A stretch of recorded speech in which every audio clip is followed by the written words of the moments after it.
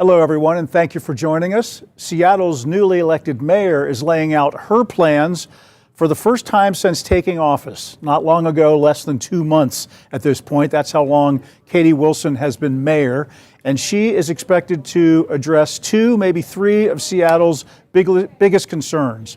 Homelessness and public safety certainly at the top. Also, affordability is a big issue in the city. And we are just waiting for Mayor Katie Wilson to begin her State of the City press conference. There's a live picture from the Langston Hughes Performing Arts Center. That's in Seattle's Central District in the city of Seattle. And I think what we're seeing right there is a performance by Northwest Tap Connection, which is part of the program lead up to the mayor's press conference that we expect to begin in about 4 or 5 minutes from now. She also watched some the Seattle Shaolin Kung Fu Club perform at this warm up, and then we expect that Mayor Wilson will be taking the stage and giving her remarks in her first State of the City address. Okay, a couple issues that we expect her to talk about: homelessness, public safety, and affordability in the city of Seattle, big issues. On the issue of homelessness, just a couple of days ago, the mayor directed city, I think the police department was there, there might have been some transportation-related services there as well. The mayor ordered the first cleanup of a homeless encampment which was in the city's Ballard neighborhood along the Burke-Gilman Trail. I think it was by Northwest 141st Street there. And that was the first time that we saw that kind of action, which of course those homeless encampment sweeps went to a record pace under the previous mayor, Bruce Harrell. Mayor Wilson, on the other hand, held off on this encampment sweep while she tried to get the city staff to find housing for more of the people that were in that camp. And then she did finally allow the sweep to occur just a few days ago. On the issue of affordability, she launched a renters survey recently to get feedback from residents who rent homes and apartments in Seattle. I think it goes without saying that this is an expensive city to live in, and the mayor is clearly formulating her policy there by trying to get some feedback from people who are, dealing with the issues of rent affordability and affordability in general in the city of Seattle. And then the other thing is public safety. The mayor announced pretty early on that she'll stick with Police Chief Sean Barnes, and we'll see how that plays out in terms of law enforcement policies. Maybe she'll say something about that. In fact, I would expect that she will say something about that coming up soon. Let's take the live shot just for a moment here from the Langston Hughes Performing Arts Center. And just listen in. This is, I believe, this Northwest Tap Connection that's performing here in front of the mayor and other dignitaries.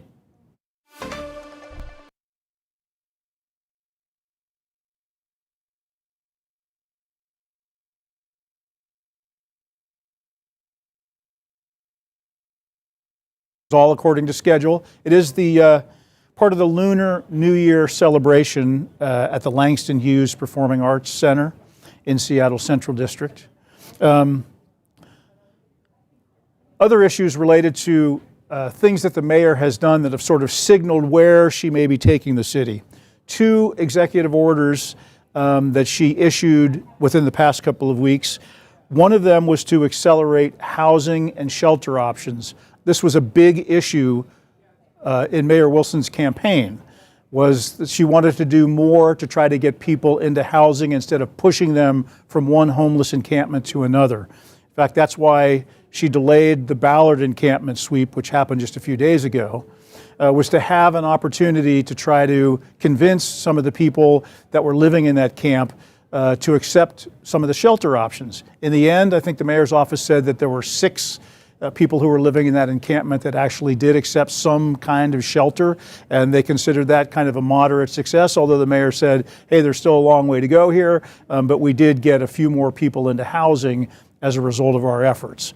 So that was one executive order. Another involved something that was near and dear to Katie Wilson's heart as the former head of the Transit Association, the Transit Riders Association.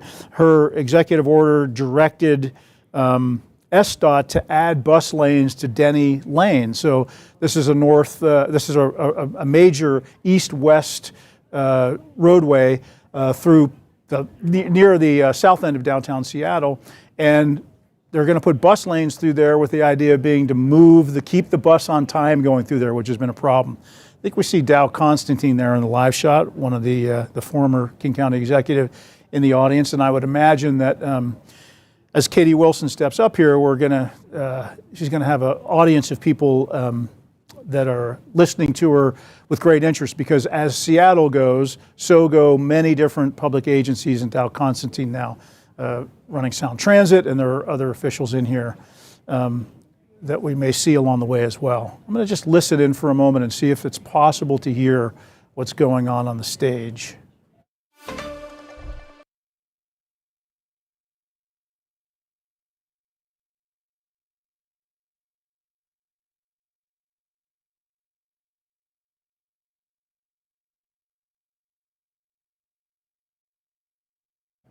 Now that looks familiar. We have a podium coming out. So that probably means that the mayor is going to be stepping up to that podium in just a moment. Her State of the City address was scheduled to begin at 11:50. We're just a couple minutes past that right now, and we're just still working on our signal out there, so bear with us on that. If you've just joined us, this is a live stream on King 5 Plus as Mayor Katie Wilson of Seattle makes her first State of the City address. And I'm just listening along with you to see if we can get some audio of what's going on there.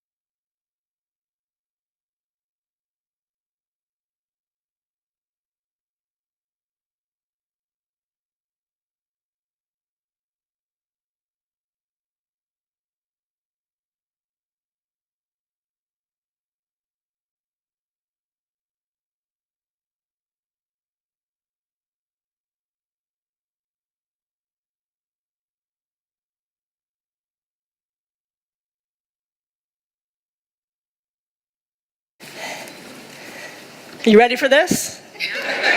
I don't think I've ever talked for as long as I'm about to talk, so we'll see how it goes. Okay. Well, thank you so much for joining me today.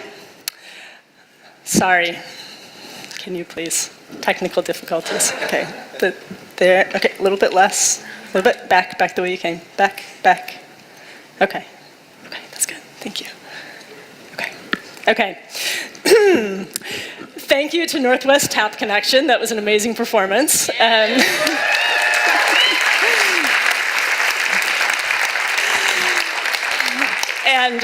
thank you so much to Ben Hunter for emceeing. Yes. Thank you to Council President Hollingsworth for welcoming us to her district. And thank you to, yes, Council President. And thank you to everyone else who is here in person today, including city council members, our city attorney, our county executive, other local elected officials. I think I see our Sound Transit CEO here, consular officials, community labor and business leaders, department directors, city employees, and people from all across Seattle. This is your city.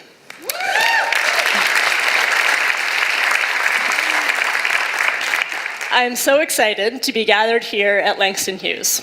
This beautiful building began its life more than 100 years ago as home to Washington State's oldest Orthodox synagogue. In 1969, the city purchased this building, and over time it evolved into the incredible cultural resource that we all know. The extraordinary visual artist Jacob Lawrence once had an exhibition here.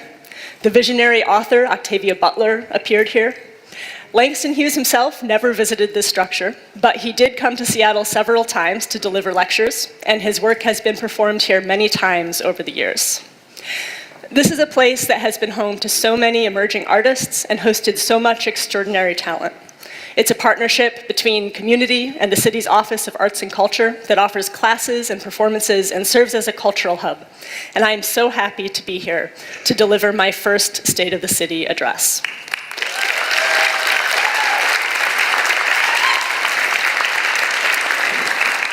It is especially meaningful to be here because this is Black History Month, and this year actually marks the 100th anniversary of the first declaration that February is a month to honor the history, experiences, and power of America's Black and African American communities. Here in Seattle, Black communities built neighborhoods, institutions, businesses, and social movements that continue to define who we are today. And Black History Month calls on us not only to remember, but to act.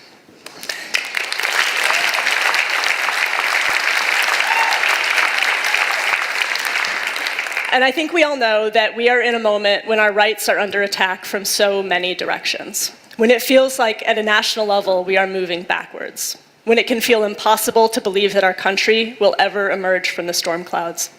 And in these moments, it is so important to look to history and to recognize that we have stood at similar junctures many times before. And to remember how much has been achieved through social movements that emerged in the toughest times, brought people together, and won transformative change. This month also marks the beginning of Ramadan and also Lent, which are times of fasting, prayer, reflection, and charity. And today is Lunar New Year,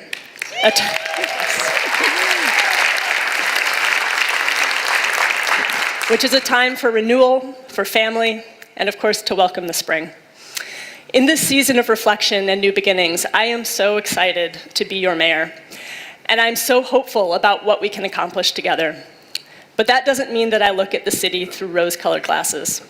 The hope I feel comes from history, from looking at an institution like this one here, how it's evolved over time and overcome challenges to become what it is today, and from recognizing how that history lets us better imagine what is possible. As the writer, thinker, and organizer Mariam Kaba puts it, hope is a discipline. It's something you have to practice. You have to actually put in the energy and the time. You have to be clear-eyed, hold fast to a vision, and still make the decision every single day to keep moving forward. The discipline of hope is necessary, but I think we all know that it can also be challenging. And I want to start by acknowledging one of the hardest things that has happened this year in Seattle, the loss of the 2 Rainier Beach High School students late last month who were shot and killed while waiting for the bus after school. We have also recently seen deadly shootings in the Chinatown International District and in Pioneer Square. After the tragedy in Rainier Beach, we quickly coordinated with the Seattle Police Department and Seattle Public Schools to ensure increased security presence during the times when people are traveling to and from the school. My team and I have spent time grieving with the victims' families, connecting with community members, and talking about the changes that we need to make as a city. How can students be expected to learn if you are worried, as one young woman told me, that if you leave school for lunch, you might never come back? How can you be expected to concentrate in class if you're living in a constant state of grief or fear? And how can you be expected to thrive when you've seen so much tragedy and not nearly enough hope and opportunity and joy? We have to do better for our kids. And I know that hopes are not enough. My job as mayor is to do everything I can to turn those hopes into realities. My job is to take action. In partnership with trusted community organizations, our Human Services Department, and our Department of Education and Early Learning, my office is implementing an intensive stabilization plan through the end of this school year to reduce conflict and prevent retaliation. In the Chinatown International District, SPD will restore a late-night presence that was effective before it was discontinued last year. And after hearing from key neighborhood leaders, we are also examining options for legal action against building owners who refuse to take responsibility for chronic nuisance properties with long histories of creating dangerous environments for neighboring residents and businesses. But we can't just react and stabilize. We have to get to the roots of the problem.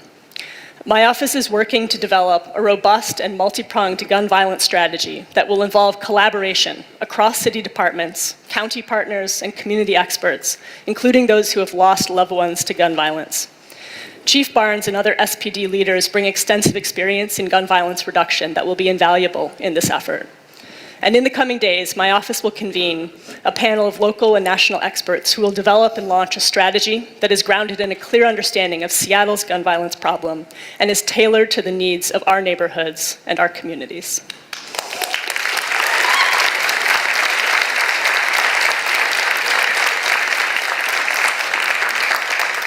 So in the spirit of acknowledging where we're falling short so we can do better, let's turn next to homelessness, starting with the tough stuff here. So last month, I visited an encampment in Ballard that was scheduled to be cleared. After hearing from concerned community members, I decided to extend the timeline to clear that site because I thought that better outcomes were possible for the people living there, their neighbors, and local businesses. And the conversations that I had there at the site really underscored the reality that we simply do not have enough housing, shelter, and services for everyone who is living unsheltered. There I talked with a woman who was 5 months sober and had 3 small dogs, and she was struggling to find a place to sleep inside. With some work, we were able to identify a spot for her in a tiny house village. Our teams also helped 5 more people living at that encampment to secure housing or shelter, and by extending that deadline, we were able to help them make that transition without additional displacement, and I'm grateful for that. And I know that it's not nearly enough. We're doing some things right. Every year, thousands and thousands of people receive the support they need to stabilize their lives, thanks to the hard work of our dedicated city employees and our housing, shelter, and service providers. But if you take a step back or just walk around the city, I don't think anyone can really argue that our overall approach to homelessness has been successful. We can't get so used to the way things are that we start to feel it's natural for so many people to be left to sleep outside every night. We have to make sure that everyone can access and enjoy our parks, trails, sidewalks, and other public spaces. And we cannot just keep moving people from place to place and calling that progress. So here's what we're doing to find a better way forward. First, we will continue and improve on our efforts to keep public spaces open and accessible. I will ensure that the city is prioritizing encampment removals based on safety issues and neighborhood impacts. And at the same time, my office will be working with our unified care team to achieve better outcomes for people living unsheltered. That means conducting early outreach to people living on site prior to any posting of a removal, and allowing flexibility when housing placements are imminent. I'm committed to minimizing harm to people living in encampments at the same time as I take seriously the city's mandate to keep public spaces open and accessible for their intended use. But most importantly, we are moving rapidly to expand shelter with supportive services. One of my first acts in office last month was to issue an executive order accelerating the expansion of emergency shelter. And the interdepartmental team I established in that order is already hard at work. We are identifying parcels of city-owned land that could site tiny houses or micro-modular shelters. And we are exploring every possible administrative and legal tool we have to accelerate the expansion of emergency housing and shelter.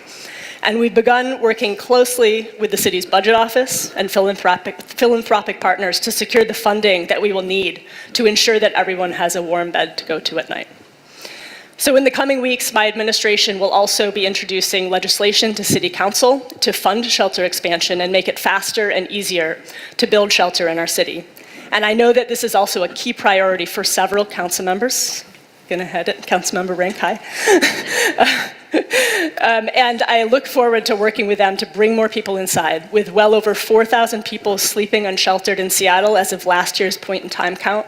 I know that we have a big hill to climb, and dramatic changes will not happen overnight.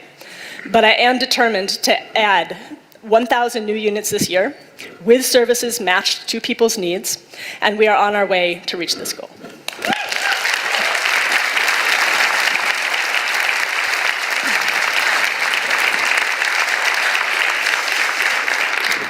So another central focus of my office's work in our first month and a half, hard to believe it's been just a month and a half, has been ensuring that Seattle is prepared to respond to threats from our federal government.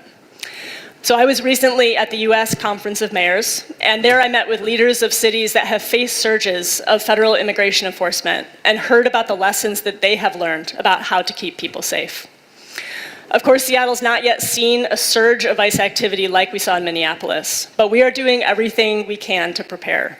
That includes amplifying the work of our Office of Immigrant and Refugee Affairs, which provides Know Your Rights trainings, legal consultations, safety planning, and broad partnerships with immigrant and refugee communities.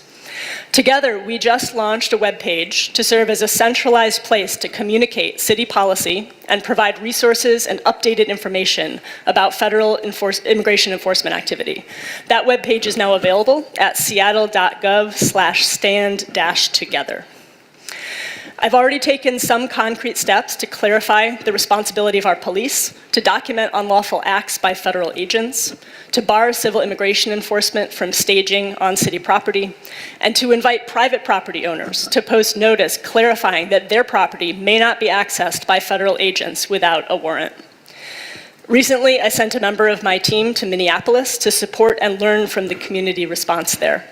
One key lesson he brought back is that people are ready, willing, and able to support each other, and that one of the most important things we can do as a city is to organize the strongest possible community response. I also know that the pending expansion of the city's CCTV surveillance system is on a lot of people's minds. So today I want to give you some insight into how I'm approaching this issue. I continue to have the concerns that I expressed during the campaign about data security and how surveillance cameras could be abused to target vulnerable communities. And I have also been moved by what I've heard from families and communities impacted by gun violence. I understand how CCTV cameras have been a useful tool to solve crimes and can reduce profiling and protect witnesses. These are both valid points of view that come from wanting the same thing: to be able to enjoy our neighborhoods and live our lives knowing that we will come home safe. I know this is a contentious issue, and I want to get it right and not rush to a particular deadline. So my team and I will continue to dig in, meet with people who have different opinions, and try to find the best way forward. My overriding goal is that whoever you are and wherever you come from, if Seattle is your home, then this is your city, and there is a place for you here.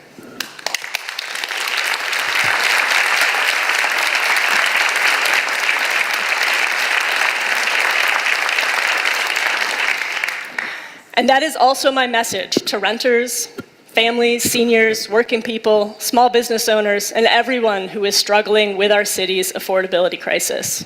You should not need a six-figure income to live here. You shouldn't need $500,000 to buy a house and have some stability in your life. And you shouldn't need to be a millionaire to afford to raise a child. You should be able to raise a family in an apartment if you choose, spending time in our vibrant neighborhoods and beautiful parks, and be able to pursue your dreams and live your life without being always haunted by the stress of whether or not you can pay your bills. This economic squeeze has been going on for so long that it can be hard to believe that we can do anything about it. So I like to look to the past and see what we can learn there. Back around the turn of the last century, Seattleites were in an uproar over the high price of food, which sounds familiar, but back then it was actually the cost of onions that people were most concerned about rather than eggs. Farmers were also frustrated by how little money they were making, thanks to price gouging middlemen who siphoned off most of the profit. In response, our city took action. They passed an ordinance creating Pike Place Market as a place where producers could sell directly to consumers and everyone could get a better deal. That's right, a government-supported partnership to expand access to affordable groceries. Seems like an interesting idea.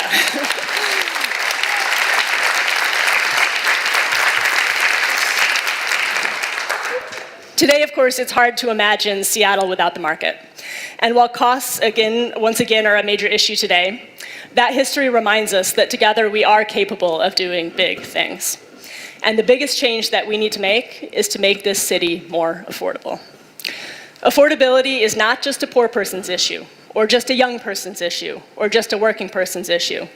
The crisis reaches very high up the income scale. It hits baristas and coders and artists, longshore workers and electricians and caregivers. It hits small business owners who are struggling to pay their own bills too. And it also affects our economy as a whole. If half of your income is going to rent and another few $1,000s a month is going to childcare, that means you have less money to spend on anything else.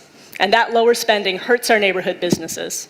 And if families can't afford to live here, it's almost impossible for employers to retain a great workforce. So today, I'm launching my affordability agenda. We are focusing on 4 key areas: affordable housing, affordable childcare, affordable food, and an affordable city to build a small business.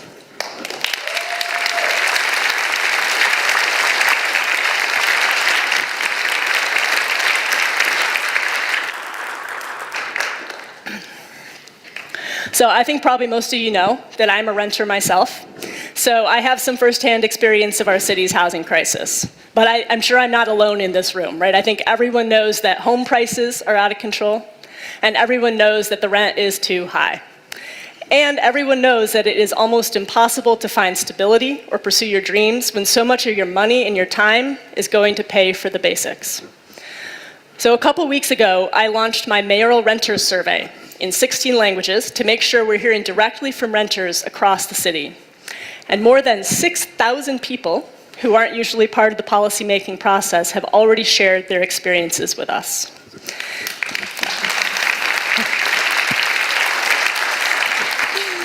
As someone who's spent a lot of time over my career trying to get people to take surveys, it's pretty amazing, you know, being the mayor. Take a survey, okay. So we have heard about people forced to move every year because the rent just keeps going up so much faster than their income. We've heard about junk fees on everything from package delivery to mandatory concierge garbage service, and so much more.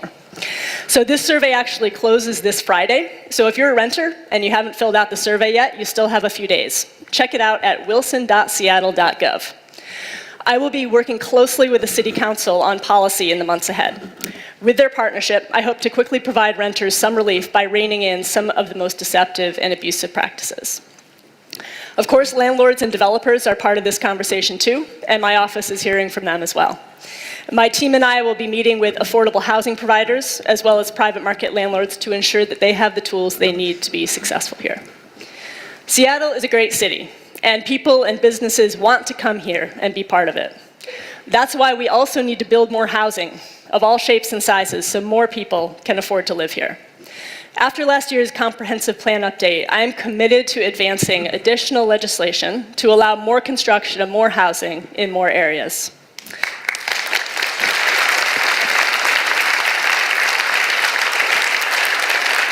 And I look forward to working with tenants, homeowners, developers, urbanists, neighborhood activists, our Office of Planning and Community Development, and our City Council to move forward much bigger and bolder policy in this area in the months and the years ahead.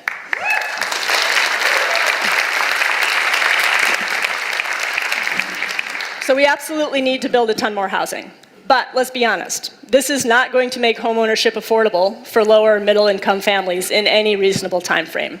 So I'll also be working with our Office of Housing and other city departments to improve and expand on our existing programs to support affordable homeownership. That means making it easier and cheaper to build backyard cottages, providing down payment assistance, partnering with community land trusts, and supporting legacy homeowners in neighborhoods like this one.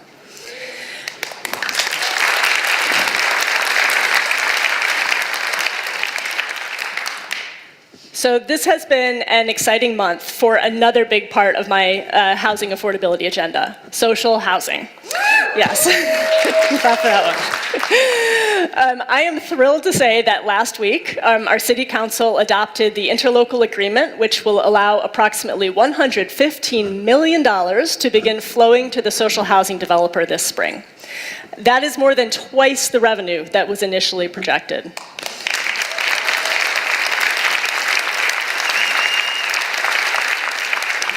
I think we all know there's a lot of wealth in this city, and it is very gratifying to know that we're going to be able to use a very little bit of that wealth and put it to work building housing. It's taken years to get here, and social housing, I think, really shows what sustained community-led organizing looks like and what it can achieve. So as housing costs continue to rise and displacement threatens so many of our neighbors, social housing is going to give us a powerful tool to expand our non-market housing sector and create true stability. With a robust revenue source, new leadership, and a mayor's office deeply committed to its success, Seattle's social housing developer is now set up to fulfill its promise and deliver the mixed income, permanently affordable, publicly owned housing that Seattle voted for.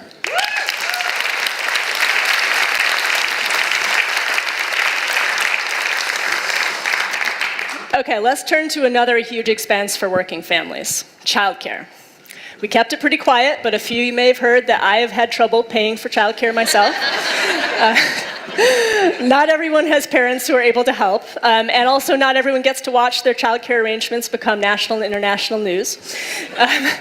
But seriously, right now there are so many gaps where so many children, so many families don't have the support they need, and our whole society pays the price. Parents are stressed, kids struggle, and working families move out of the city because they cannot afford to build a life here. Now, at the city, we have already been doing a lot right in this area well before I became mayor. Thanks to the incredible work of the Department of Education and Early Learning and their award-winning Seattle Preschool Program and our Child Care Assistance Program, Seattle is actually already a national leader in this area. Now, that's really encouraging, but it's also a little unnerving that we're seen as leading, because any parent would tell you that there is still so much to be done. And I think it really just underscores how far the United States lags behind many other countries in our support for families. We need to bring down the cost of childcare, expand our pre-K program and summer enrichment opportunities, and also make sure that the people who are doing this work are paid enough to raise a family themselves. Yeah.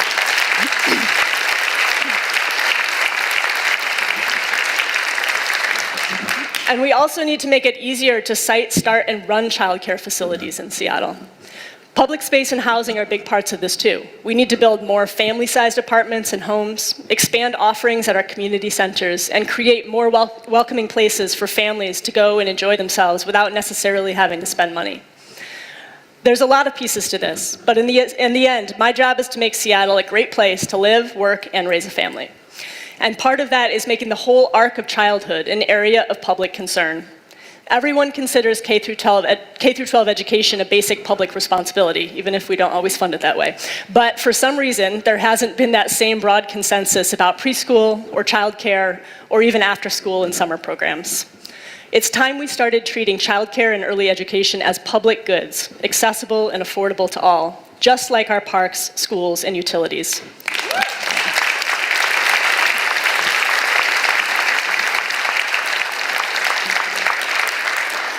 My administration will be pursuing this vision as we begin to implement the Families Education, Preschool, and Promise Levy that voters passed last year, as well as identifying new resources and partnerships that can take us even further. Food. The high inflation of the past few years has hit us all really hard. The rising cost of food in particular has been a challenge for families that were already struggling. So when the Kroger Corporation decided to close the Lake City Fred Meyer last year, it further highlighted the importance of ensuring access to fresh, affordable food.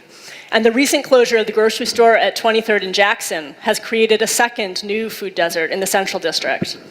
We know that grocery stores are essential community assets. They support daily life, provide local jobs, access to healthy food, and neighborhood stability. We have to start treating food access as core community infrastructure. One important step in that direction that long predates my administration is the Fresh Bucks program, which helps low-income Seattle residents afford fruits and vegetables at participating farmers markets, independent grocers, and supermarkets.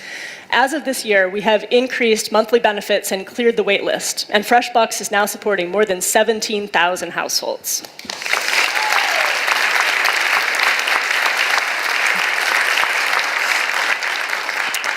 Our Office of Planning and Community Development, the Office of Economic Development, and Office of Sustainability and Environment are exploring a variety of approaches around how the city can work with private partners and the Grocery Workers Union to help protect good jobs and expand access to affordable food. We are also looking at new and alternative grocery models that better fit different community needs. So that's all a long-winded way of saying that we are looking at a public grocery store and other ideas as well.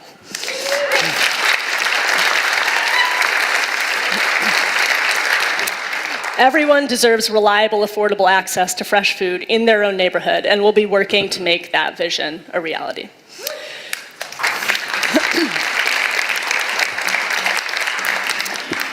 And we know that our small businesses are facing an affordability crisis too.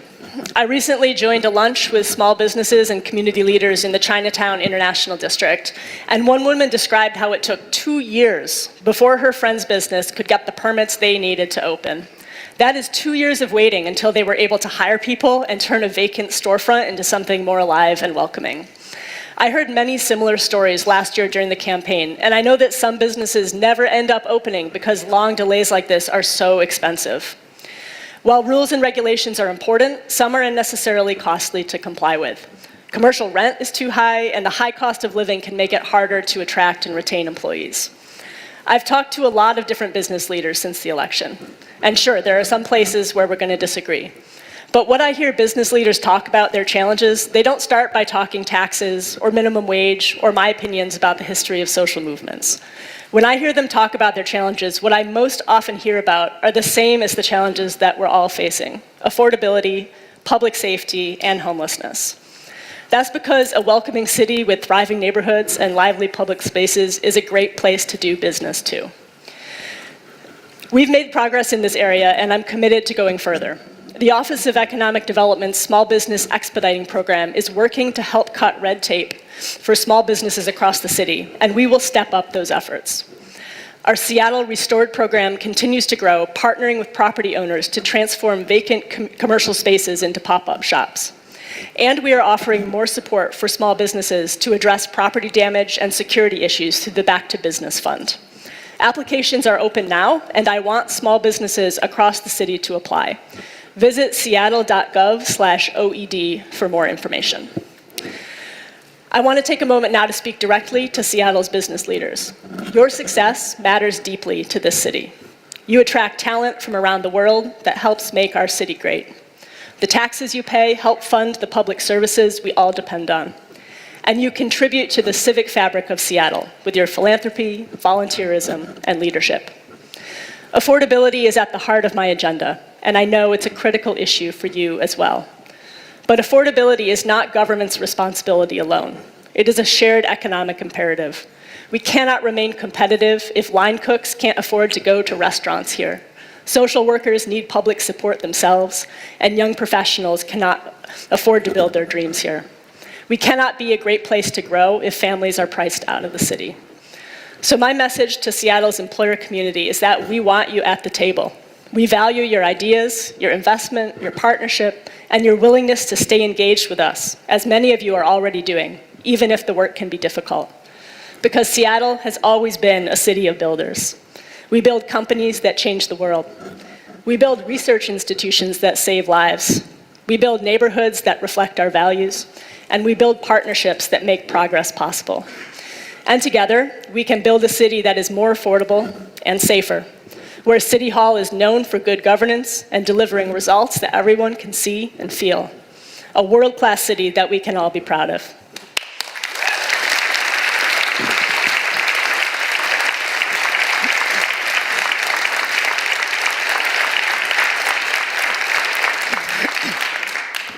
So you might have noticed that I did not put price tags on a lot of the items I mentioned today. And I appreciate that this year's budget is going to be challenging, and my team is hard at work on that already. So you can expect to hear a lot more about budgets and revenue in the months ahead. But I think there's a lot more to be gained by starting that conversation by looking at what we need and where we want to be, and then figuring out how to get there. I came to the job of mayor as an organizer and a coalition builder. And when you build a campaign to make progress on an issue, you start by bringing people together around the biggest vision possible. You find consensus where you can, you attract more people, you move forward, you make some gains, and maybe you don't get everything you wanted. But when you accomplish things, you raise expectations, and you set the stage to achieve even more. And that's how I think about governance too. So let's start from a place where we all agree. We all want to have a great city with welcoming public spaces, vibrant local businesses, incredible things to do, and great ways to get around. Here's a taste of what that's going to look like in 2026. This Saturday, we are reopening the Hiawatha Community Center in West Seattle after a 6-year closure.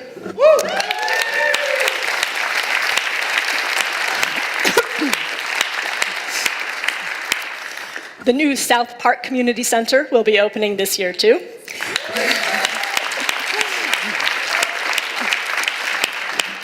You should have held your applause because there's going to be a spray park there, okay, which is pretty great. I'm really looking forward to bringing my daughter there. Everyone loves the spray park. So Community centers are such an important part of our neighborhoods. They're places where people can gather, families can enjoy themselves, and you can connect across generations and cultures without having to spend any money if you don't want to. In March, the Cross Lake Connection is going to open. Yes. I am very, very excited about this one, bringing light rail across the lake and weaving communities together like never before. And I will be representing our great city on the board of Sound Transit as we continue to build the public transit system of the future, including light rail to West Seattle and Ballard.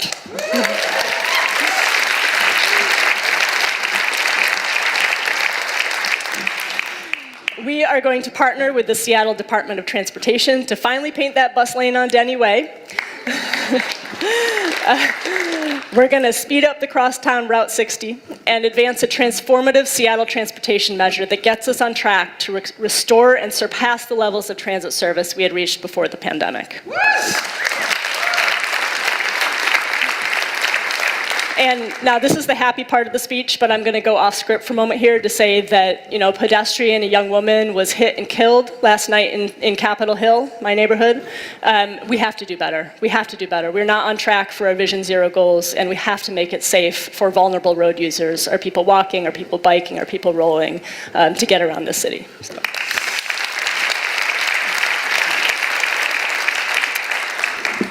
Okay, back to the fun stuff. In June, we are going to welcome people from around the world to an incredible FIFA World Cup.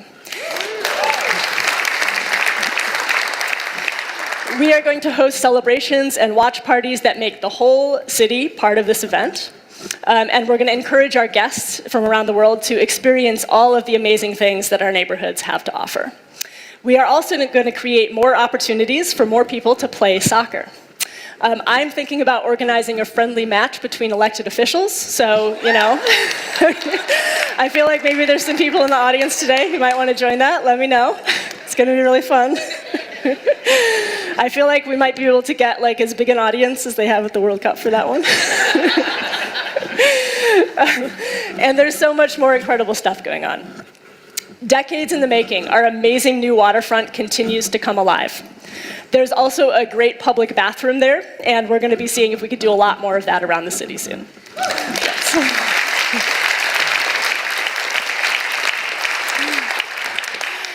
The zoo is opening their new forest trailhead exhibit, which will support global conservation work, protect endangered species, and provide lovely new homes for the irresistibly adorable red pandas and other creatures. That was a little tepid, guys. Red pandas, come on. Seattle Parks and Recreation is opening a new Rainier Beach skate park, the new Garfield Superblock, and Northwest Native Canoe Center, and more.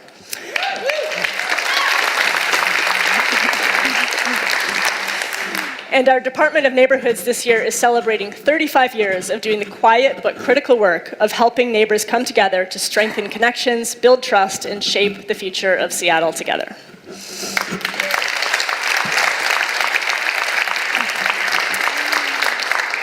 So I'm not naive. I know that there will be disagreements. There will be editorials and outrages of the week on social media.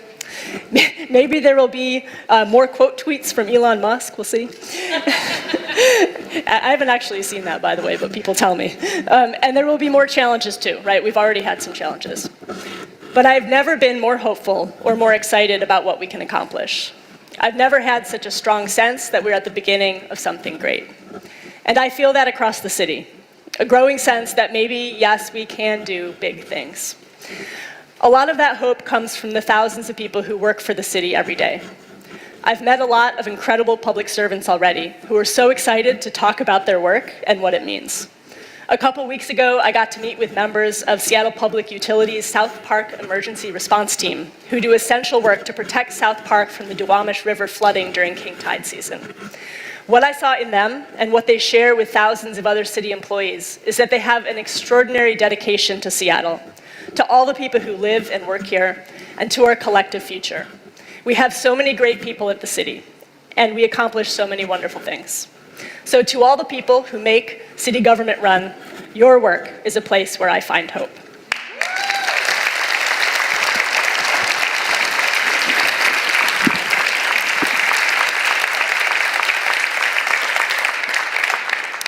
So as I said up top, hope is a discipline. And each thing we accomplish lets us build that sense of hope, which lets us do more.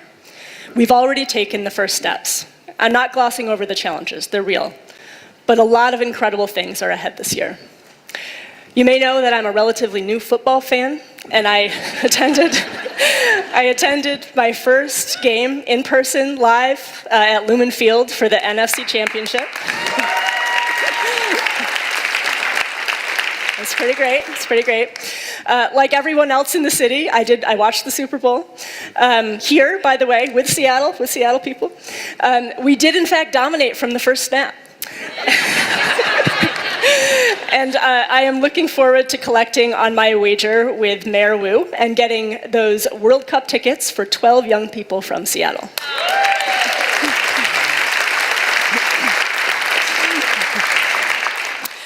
The parade last week was an amazing experience, just seeing that spirit where everyone was united, joyfully celebrating our city. And that feeling of unity and pride and celebration, that is what I want to cultivate all year round. And it's also how I want my term to be judged. I want to be judged on whether people are feeling excited to live here, whether people love their neighborhoods, enjoy our parks and public spaces, and feel free to live their lives and pursue their dreams. I want to be judged on whether we are living our values as a welcoming city, whether people are excited to have a family here, to start a business here, to retire, to celebrate, to just be who they are in all of their beautiful complexity. So when I talk about cultivating the discipline of hope, that's what I'm talking about. I want to see people open up to the idea that another world is possible. And by the time I'm giving the 2027 version of this address, I hope you're all feeling that basic truth and know and believe that, yes, this is your city. Because Seattle is the best city in the world.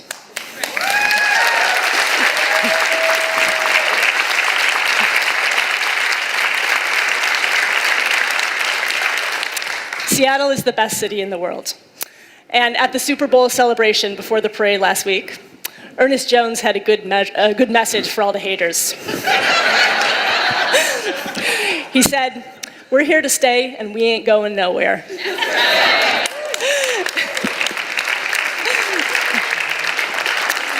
And that's how I feel about Team Seattle too. Thank you.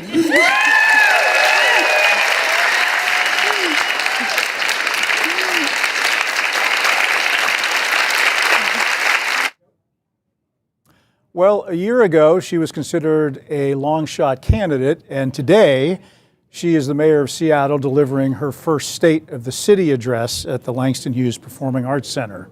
You've been watching King 5 Plus streaming live coverage of Mayor Katie Wilson's first really big speech to the people of Seattle as the mayor of a month and a half. This is your city, she said, as she started off. What are we looking at? About 40 minutes of speech telling people how the city has been running and how she intends to run it in the future. Really focusing on a couple of key things that came as no surprise as we watched her wrapping up there. Number one, gun violence. She talked about that because mostly related to the deaths of two Rainier Beach high school students who were gunned down while waiting at a bus stop. She talked about homelessness, which has been, of course, a long-term issue that Seattle and the region have been dealing with. She talked about what she called threats from the federal government and how she's responding to that. And she talked about affordability in the city of Seattle, another big thing that people are dealing with, whether it's with childcare, food, housing, small businesses, social housing, which she wants to really stand up. It made some jokes along the way. A lot of what Katie Wilson said there was scripted, but there were a lot of lighthearted ad-libs as well. She made some cracks about her stories that have made really national news coverage about how her parents helped pay for her child care. And she was amazed at how much traction that story got across the country. Katie Wilson just wrapped up from the Langston Hughes Performing Arts Center in the Central District. The one thing that she did not really talk about, and she admitted she left this out of her speech, she had ideas for programs on how to target violence at schools and violence at nuisance businesses or properties. She had ideas on homelessness and how they need to stand up more shelter and emergency housing and things like that. She had a plan on how to deal with, again, what she called threats from the government. She sent a team to Minneapolis to discuss with leaders there about how they've handled the large immigration crackdown that the federal government launched in that city. And she's talked about a lot of different affordability programs in all those different areas that I talked about. The one thing that she admitted that she did not do during this speech is put price tags on these solutions that she's proposing.